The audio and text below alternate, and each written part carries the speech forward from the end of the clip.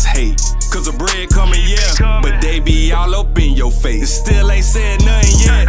Back on my grind, a nigga on my hood. Still working. I ain't gonna lie. That shit about something to drink. Damn, mouth getting dry. But it's still working. Now, why I'm doing this too? I ain't got shit else to do right now. I'm unemployed as of right now, trying to get another job. I've been offered a couple, waiting on them to, you know what I'm saying, confirm a little things for your boy. And if they do, it's gonna be perfect setup for me. But until then, I just like, man, I can't just sit around and let the pressure win and not do shit. So I decided, you know, to take the time today to do the first episode of this podcast. And this podcast, like I said, this is Self-Detained presents ROOSTERTOWN. It's not gonna just be this. I ain't even sure how long I'm gonna be doing the ROOSTERTOWN talks, you feel me? But I plan to branch this off into like other segments as well, like where I'm doing something with another homie and we got our own little thing, or my homie doing his own thing, you know what I'm saying? Or my other homies doing something, or I'm with all the homies, or like I got a lot of stuff in store that I really want to do, and this is just the beginning. I'm gonna have better equipment very soon. Go take this to the next level. I'm not gonna stop. Like I said, I just had to start somewhere instead of trying to sit around and wait for the perfect moment. So why not just use what I got? But I think it's gonna be something great, man. I think it's gonna be something that can really help people be able to, you know what I'm saying, have a platform and be able to just talk, you know what I'm saying, and get their ideas and get their chance to be, you know, just have the spotlight on them, you feel me? And then also be able to connect messages with people in ways that we haven't been able to in the past, you know. It's a lot, you feel me? Yeah, I just like where it's going, you know. Now another thing I want to talk about is ADHD. You know these letters, ADHD. And I'm pretty sure like we all heard it at least at some point in our life. You know what I mean? I know I heard it growing up, and I used to think if you had ADHD, you was retarded. I'm just keep it real with you, yo. Like that's just how they make it seem when you grow up in like, you know, the hood and shit, or like just around niggas. But or it just make you seem like you were bad as fuck, like you was a kid in school who just can't sit still or something like that. Like that's what it made it seem like, and that shit crazy because as I've gotten older and I just like started doing more research on ADHD and learning what ADHD is. Oh shit, I didn't even know you get flagged for just saying stuff like that. But as I got older, for just like, you know, knowing what ADHD, learning what ADHD is and how it works, I learned that wasn't true. Cause I'm pretty sure I got ADHD for sure. Like I got it. I know I got it. Like nigga, I hard down got it. Like when you look into like just what ADHD is and the definition behind it, yo, that should spell roller vibes. You know what I'm saying? That's exactly what it do. And it doesn't always, like I said, it isn't always the physical aspect of ADHD, which people have commonly made it known about. There's also just the part where you can just have a whole bunch of thoughts in your head, like you just always thinking about things, and that's who I am. That's the kind of ADHD that I've learned that I have. It's like a never-ending thing going on in my head. Like I'm always like curious to learn about something, or I'm always like just thinking about something, or I'm always coming up with ideas. And for years it was like success for me, you know what I mean? Because it kind of like allowed me to flourish in situations where other people wouldn't.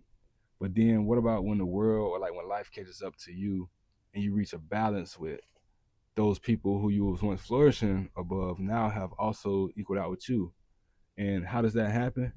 Well, there's this thing I learned called the farmer and the hunter brain. If you got ADHD, most likely you got the hunter's brain. You know what I'm saying? The hunter's brain is the people who, well, to give you a history lesson on it, way back a long time ago, years ago, before we knew how to talk and had all the technology you have as of today, people were like nomads. They went wherever the animals was. That's how they survived. They had to feed off of them. But then one day somebody decided to say, fuck that, I'm gonna learn how to just grow some food, nigga, and stop chasing after these animals, yo. And they were successful at doing it. and they was able to spread that to other people, and they realized how quickly they was able to do that, and then how routinely it would be successful for them as well. And it kind of took away the use of really needing to go hunt after animals and stuff like that. Now, when you were hunting after those animals, that requires some type of survival mechanism. You know what I'm saying? Like to be able to think quickly, or be able to just be creative with how you're gonna hunt and trap these animals. And that was the hunter's brain. Farming just require you being able to do the same shit over every year and just wait and reap what you sow. And eventually it got to the point where you don't really need creativity. You don't really need to worry about survival as long as you just do the same thing over and over. And that's what shaped the world into becoming the farmer's world, what we have now. And that's why so many farmers' brain are able to be more successful easier once they do hit adulthood, because the world has been built for them. The people with the hunter's brain, they're gonna have to work a little bit harder. You know what I'm saying? Some of them might be successful. Some of them they might spiral out because they start realizing like, well, damn, yo, why is it harder for me to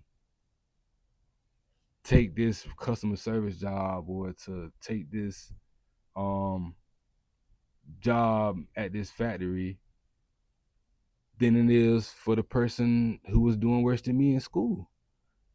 You know what I'm saying? And it's because you realize, well, you don't realize, but what you learn over time is that you're in the wrong industry. You have a hunter's brain. You should be doing something that requires a little bit more of work. You know what I mean? Something that requires a little bit more thought.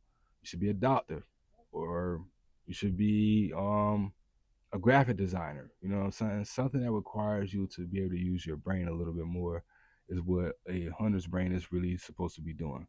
So we stuck in this world that's been built around the farmer's brain. It's gonna be tough if you stuck in that position where you ain't really maximizing your hunter's ability. And the hunters are actually the people with ADHD special. Like they're the ones who, like if you think about what's my guy name? I just read about him the other day. His name was like Dionysius or some shit like that, some crazy shit from Greece. But he was the nigga that helped them like with their first battle against Persia, right? And his whole thing was just being able to think. This nigga ain't like was out there fighting and no shit like that. He just understood like how to survive, you know what I mean? And I feel like we have people like that in the world for a reason. Me, for example. And those are the people also most times who have ADHD, because they are able to have those thoughts over and over, and those problem solving skills a whole lot quicker, because that's just what their genetic makeup was made of from years ago when they were nomads hunting animals. You know what I'm saying? It's something I discovered over the years, and just keeping that in mind, has made it a little bit more easier for me during this time of like unemployment, and trying to find a job that's actually gonna fit, you know what I'm saying, who I am as a person, and not just keep taking these jobs that's eventually just gonna be frustrating and just something I'm gonna quit. You know what I mean? So um I would definitely tell people to consider whether they have ADHD or not if you're somebody who's in that situation where you just feel like you always have thoughts, or you get bored quickly, or that you just need stimulation or something like that.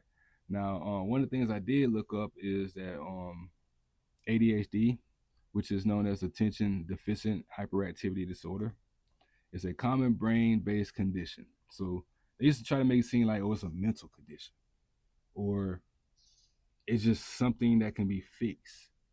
But what we have learned over time is that it's actually part of your genetic makeup. You can't change your genes, nigga. Like, you know what I'm saying? Like, who are you is who you are. You feel me? Like, so with that being said, it's not like it's just, oh, something wrong with him in the head if he got ADHD. No, he's just wired differently to do things differently in life than you are. You know what I mean? And that's something that I had to learn over time, and it's been helping me with, you know what I'm saying, my anxiety and stuff at times. Now, another thing I looked into with ADHD is how many people have ADHD. It says that roughly 5 to 7% of children and 2.5 to 5% of adults worldwide have ADHD, which translates to hundreds of millions of people globally. Now, we've always heard people say, man, I think all of us got some ADHD, or I got some ADHD too. And I know it's easy to just throw that word around, but if you just look at the number I just said, only 5 to 7% children, 2.5 to 5% adults. That's not a large percentage of people in the world, yo. So can't everybody have ADHD? So maybe you just fucked up differently, you know what I'm saying? But it's not like something I feel like we should just value, you know what I'm saying? Like, I feel like it's something we actually need to give more attention to, something that needs to be taught more, because I guarantee you those people have been put on this earth by God to be able to do some magnificent things, yo. And we got to find a way to empower them and get that out of them, you feel me? Even in America, it says here about 7 million children, which is 11.7% have ADHD. You know what I'm saying? And like it says anywhere between 8.7 million to 15.5 million adults are diagnosed with it. So, like I said, that does seem like a large number, but when you look into the total population and everything, it's not really a large number. There's a certain percentage of people on this earth who have special God-given abilities with this ADHD, and we need to find a way to get it out of them. You know what I'm saying? Um, Now, another thing I want to get into, and before I move forward, I gotta take a little mini break, make sure the shit's still working. Oh, motherfucker, this shit's still going. That's what I'm talking about. All right, cool. Once again, I just dropped some merch today. Well, I gotta stop saying me and the homies, self-detained, because it is our brand. But we just got some merch today, you feel me? And what's a better way to not support your boy who unemployed right now than going to just buy some merch? The prices are very low, great quality, put in hours of work, ain't no cheap shit. And like I said, the message is to freely express yourself, and only you can hold yourself back. So if you're down with that, you want to join the movement, why not just go support your whole, you know what I'm saying, the brand, self-detained, and grab some of the merch on there. We got a lot of different things. We got things specific for men. We got things specific for women. And we got, you know what I'm saying, some other stuff on there I think that people will like as well. So make sure you go check it out at selfdetainedent on Instagram and Facebook. Just click the link. It's gonna take you directly to the page, and you can check out some of the merch. But another thing I want to get into, you almost got me, dog. You almost got me, brother, man.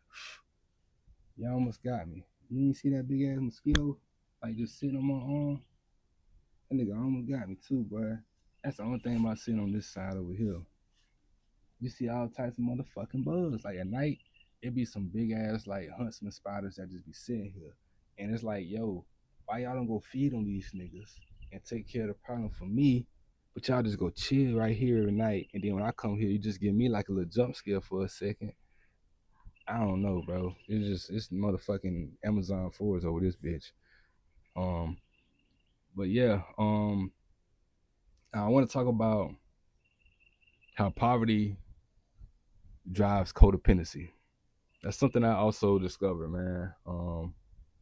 The hard way at that too. And I'm like I said, back to the ADHD thing. Another thing people with ADHD are great at is pattern recognition. So I just like a lot of times when I go wrong in life, I try to look back into the pattern of like, what did I do wrong to go wrong? Where did I start making these mistakes? And I'm not gonna get too deep into it, but how I ended up back here, of course, was through the failure of a relationship. You know what I mean? And what I've learned over that time was I didn't position myself in a position where I shouldn't have not been here, and it's because I was relying on codependency. When you got ADHD, you tend to attach to people a little bit more because it's either all or nothing for you. It ain't no in between. Either you love somebody or you don't, and you cheat on them. You know what I'm saying? So it's like when you do all or nothing with them, when you all in with them, you go build that codependency where like you feel like they're part of your existence, like you need them to survive or something like that. You know what I mean? And it can like hurt you in the long run, especially if you're somebody who comes from poverty, because you're gonna continue looking for that codependency to try to get out of the situation you're in. It's kind of like part of your survival. I started looking into just like my family alone, and I looked into like a lot of my, cousins and stuff, and how they may have gotten into the situation in life where they are, or how they're doing better in life. And I can't really think of too many people who just got it off the muscle on their own. It was just like always something to do with like another person, like a woman being involved or something like that. And I think it goes back into that codependency from just poverty. You know what I mean? Like when you're in poverty, you can't, you're gonna, like, for example, right?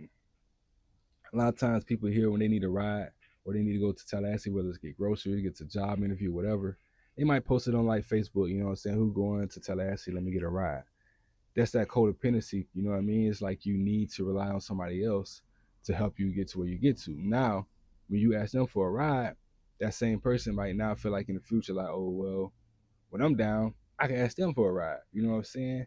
And even though it might feel like, okay, cool, they can ask you for a ride, you might be taken away from time that they really needed to do something else in their life, but they feel now that they owe you for a ride, they got to give you a ride. And it's just like an endless cycle of people just like not really being able to maximize their potential throughout the day, or people just feeling like they got to help somebody else because of the codependency here. You know what I'm saying? So a lot of that really just comes back to the poverty. You know what I mean? You don't have no choice but to be codependent if you try to survive in poverty, because you're not gonna always have the resources you need, or at some point you might need somebody to help you. You know what I mean? And that was something I had to learn the hard way once again, because instead of trying to get it out of the mud on my own a little bit more, I kind of just gave in to the codependency of somebody being able to help me. And then once they help me now, I felt like I got to do everything to help them back. When really I should be focusing now on this time to stabilize myself. When somebody helps you, they shouldn't be looking for nothing back all the time. You know what I'm saying? It should be like, I'm helping you because I genuinely want to help you. If you're in a situation where somebody help you and you got to help them back, it's kind of like, all right, you give me $1. I only got $2, right? I mean, so let's say I got $2 and I give you $1. Now I got $1, you got $1. But now you need to give me that dollar back because I let you borrow that dollar. You give me that dollar back, and you only made $1. Now you only got $1 still, and I got $2, and you just stayed. You know what I'm saying? So now you got to ask me for $1 again to get somewhere, and it's just like you're not really getting the progress that you want. It might be slowly progressing, or it might become like a flat line, but you're not getting the progress that you want in life. You know what I'm saying? It shouldn't be that slow to get where you want to get to in life. And I feel like that's one of the main things that poverty has created here in Monticello, for sure, in Jefferson County, with the codependency, at least for my family alone. I can give multiple examples of it, and I'm trying not to dive really deep into it, but it sucked, man, because it really, really plays you, and it can put you in positions where things can get bad. It can become a slippery slope. How do I know? Because that's exactly what happened for me. You know what I mean? And I think it's something that needs to be, just paid attention to a little bit more. Because we can like easily just stay at that level of that flat line when we need to like realize like, okay, well, I'm helping him, but I don't want him to help me back out right now unless I desperately need him to help me. I want him to go ahead and then get to where he needs to get to. So then in the future, if I do need his help, at least I know he has plenty enough to be able to help me with. You know what I'm saying?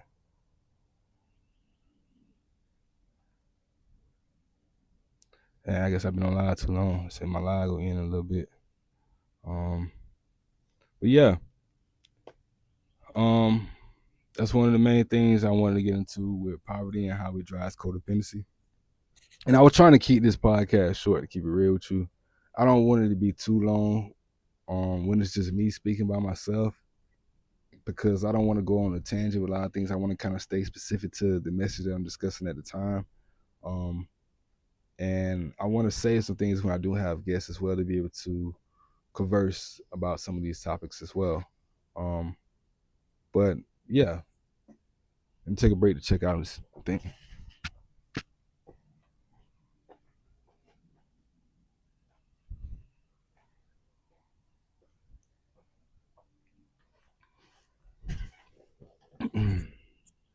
All right, so the next thing I want to talk about is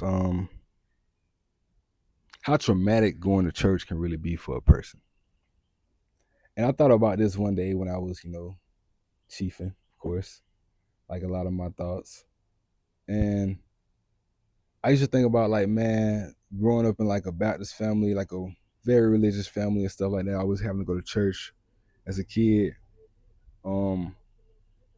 they made it seem like everything, if you did wrong, yo, you going to hell. Like, nigga scared, like, they even tell a lie because it's like you don't want to go to hell. And like and I get it, like nobody want to go to hell. Hell is not where you want to go, and it's definitely hell is a real place. You know what I'm saying? Just like heaven is a real place. But I just feel like a lot of in Christianity, especially like in the South, it's been used to kind of like instill fear upon people, primarily black people. And it just like made me want to like just dive a little bit more into it. And I haven't did no research into it, but it just made me want to just use some common sense and knowledge of things of figure out reasons why. And this is my hypothesis on why. Like, we know that like Christianity has been around for years. Jesus is real, God is real. But we do know, like, as far as like American culture, a lot of Bible introduction, a lot of Christianity introduction came through slavery time. You know what I'm saying? Now we do know during slavery, to get people to do things, they would use force, anything to instill fear, anything, lie, whatever, manipulation, whatever they can do to make the slaves believe whatever they were trying to tell them. So when it came to Christianity, I'm not saying like they weren't telling them stuff that's wrong, because the Bible is not wrong. If you telling them what's in the Bible, it's in the Bible, yo. You know what I mean? But the way they were going about making them learn the Bible and believe the Bible, I feel like was kind of like more so of using it to scare them into Christianity. You know what I mean? Like, it was like, if you own Baymaster, you're going to hell. You know what I'm saying? Or something like that. It was like, you feel me? Like, it was like, for example, getting married, you know what I'm saying, before you're having kids. You're definitely supposed to do that, of course. There's a lot of great reasons why. But I felt like people would get married and then have a bunch of kids because, you know, in the Bible it teaches you about being fruitful. And I wonder, like, you know, is that one of the things also that could have been like instilled as some fear about, like, you know what I'm saying, the slavery times? Because we do know there will be times where like the masters or whatever would definitely, you know, violate the women and stuff like that, and then they gotta, you know, bear children by these niggas and shit like that. You feel me? And then they gotta raise this kid and love this kid. Of course, it's their kid, you know what I'm saying? But it's like the way they gotta go about it afterwards. It's like still they're using like Christianity and stuff like that. Just kind of like just convince them like this shit is okay. You know what I'm saying? And I feel like that kind of just like over times it kind of like decreased from being like such a bad way to, like, you know, use against the slave, use on the slaves. But the whole nature of what it was doing to instill fear never left Christianity. You know what I'm saying? Like, I'm trying to think of some good examples and stuff like that. Like my mom, she goes to church, right? You know, my church has church every second and fourth Sunday. She's very dedicated to going to church. And it's times where I'm like, you know, you don't really got that much gas in the car right now. The church is kind of like a good distance away. I know we're supposed to have faith and everything, but do you think maybe it's not a smart decision to go to church today if you don't have gas? You should probably save this gas money. Nah, she's gonna go to church. You know what I mean? And I think it's because of, for one, out of the fear of not going to church make you seem like a bad person or something like that. But also it's just like that opportunity to go be around, you know, the congregation and stuff like that might uplift her as well, which is nothing wrong with it. But I just think God don't want us to be dumb at the same time. Like, you know what I mean? If it made sense to use that little bit of gas to get to work the next day, then maybe just missing church and taking a moment to just have your own individual prayer with God and read the Bible would be better idea for you. But out of that fear, you're not going to think logical because you've built up this routine or you built up this nature or this something you got to honor for years because of fear behind it of you going to hell, or if you don't do this and that, you wrong, or you're not a Christian or whatever. You know what I'm saying? And there's more examples I can give to provide, but I do think fear has played a role into how like Christianity is being taught or how it's being forced. And we can get a little bit more into that, but I'm gonna say that for another day because I definitely got some more stuff I want to talk about. But like I said, I'm trying to not go too all off a tangent. I want to stick to the main things that I want to discuss as of for today. But for me, it was definitely kind of a little traumatic thing because it I didn't really understand it as well. Like I had people around me, we going to church every Sunday, but nobody really teaching the Bible in a way that it's supposed to be taught for me. That's how I felt. It's like they had a pastor and then you got the congregation and you listen to whatever the pastor tell you and you go by that, you know what I mean? But as I'm reading this Bible and I'm reading it and I'm learning things, I'm got all these questions and I'm asking these questions to my grandmama or I'm asking my mama these questions and they can't give me these answers. And I'm just like, how the fuck? Y'all the Christians, y'all the ones go to church all the time. Don't y'all supposed to know this shit like word for word? You're supposed to know their whole fucking flow. You know what I'm saying? And it's just like it made me start looking into like things a whole lot differently. You know what I mean? Like how can I be spawning these questions and looking for these answers that has never crossed your mind and you're older than me and you go to church all the time. And it made me just over time started like really, really just analyzing church a little bit more. And I just feel like the way church is just not like I just don't feel like it's meant for everybody. That's what I'm trying to say.